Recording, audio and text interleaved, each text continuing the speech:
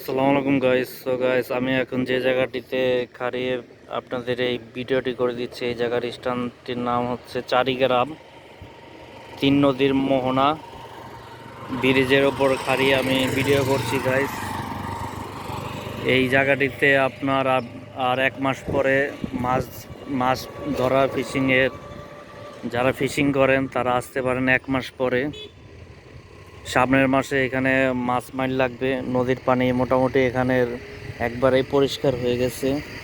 সামনের মাসে আরও পরিষ্কার হয়ে যাবে। এখান থেকে যে নৌকা ভাড়া দেয় গাইস, এই যে এখানে ছোট ছোট অনেক নৌকা আছে গাইস, ছোট বড়। আপনারা এখান থেকে নৌকা ভাড়া নিয়ে ফিশিং করতে পারেন গাইস।